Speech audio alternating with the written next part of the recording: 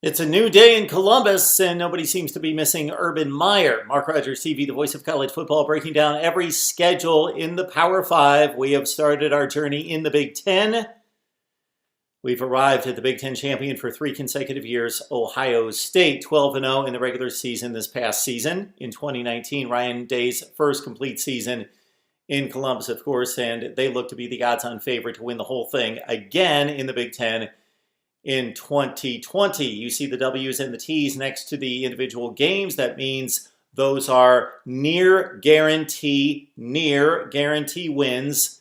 And then what we would consider to be not necessarily toss-ups, 50-50 toss-ups, but games that could reasonably be argued as a win for the other team in the case of Ohio State. And no, certainly no guaranteed losses against anybody in the country for this football team, coming off a dominant showing at 12-0, winning the Big Ten championship before falling to Clemson in a nail-biter in the college football playoff. All right, like, comment, share the videos, and subscribe if you love what we're doing here at Mark Rogers TV, the voice of college football.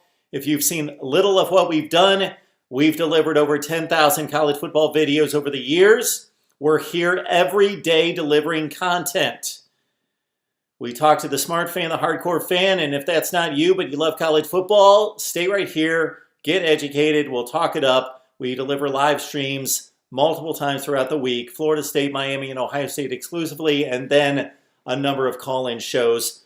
Certainly 10 o'clock p.m. Eastern time on Sunday night. Please join us for that one in particular. All right, here come the Buckeyes. They will beat Bowling Green probably 70-7.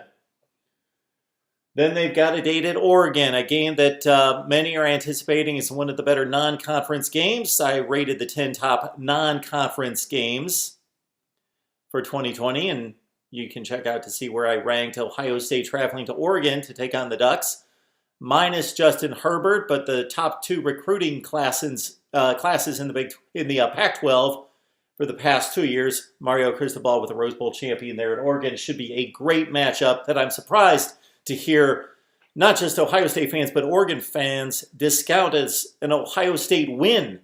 That is going to be an extreme challenge at Autzen Stadium for the Buckeyes in week 2. Call it a toss-up. Buffalo is the last non-conference game for the Buckeyes, playing the Bulls out of the MAC.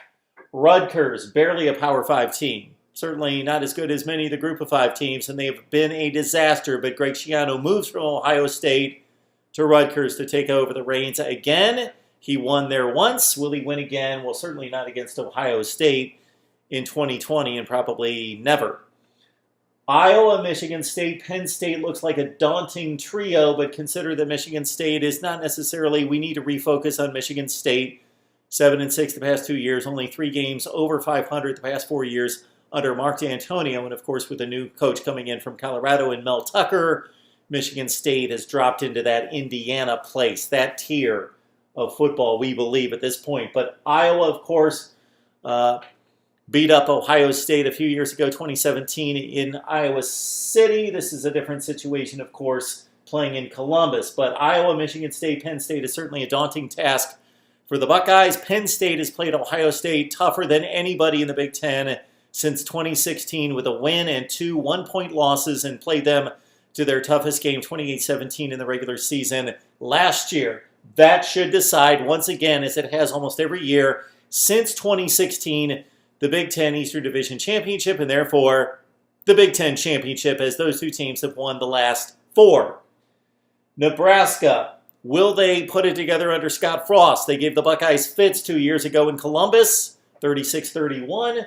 They're back for another go at it, trying to get to bowl play at 5-7 this past season. Indiana has played Ohio State historically tough, not in 2019 though, 51-10 Buckeyes, but the game back in Columbus. Okay, Maryland, Illinois, those games on the road. Of course, the Buckeyes play Illinois, Iowa, and Nebraska. Not an extremely difficult draw as they miss Wisconsin and Minnesota out of the Big Ten Western Division. And then, of course, it's the team up north at home in Columbus taking on Michigan after a couple blowout wins the past 2 seasons, 62-39, 56-28 56-27 this past season, I believe, in Ann Arbor. Ohio State could run the table. That would not shock anyone if they follow up 12-0 with another 12-0 against this schedule. That's a fair schedule, pretty difficult schedule. Game on the road at Oregon, something that the Buckeyes did not face in 2019. Their toughest non-conference game, a group of 5 matchup with Cincinnati at home, winning 42-0. Don't expect that at Oregon.